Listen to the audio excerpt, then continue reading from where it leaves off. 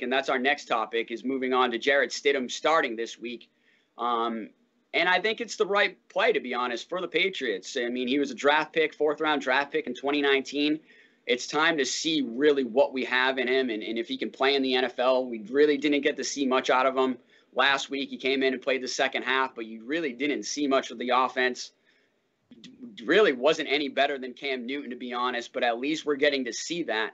And then the Patriots will know, hey, we've got to go out, we've got to draft a quarterback, or we've got to look on the free agent market to maybe go with an experienced quarterback if there's any out there.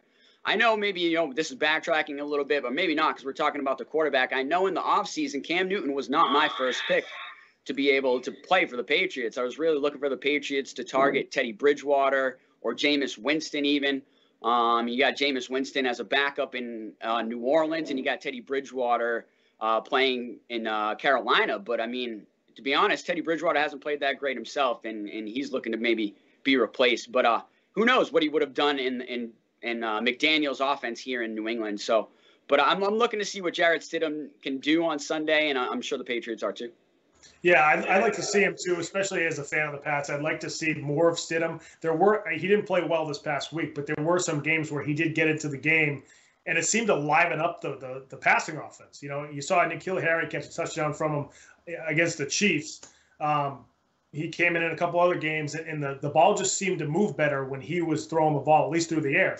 I know that there are sort of salary cap implications where if Cam Newton gets to 80% of the snaps during the 2020 season, he gets to like a $2 million bonus. And then if he hits that $2 million bonus and then comes off the cap next year, the Patriots save $2 million on the cap next season. So I do think the reason why Belichick continues to play Cam is for that reason. Now, he might have to play in this upcoming game, at least for a quarter or something like that, to hit that 80% mark.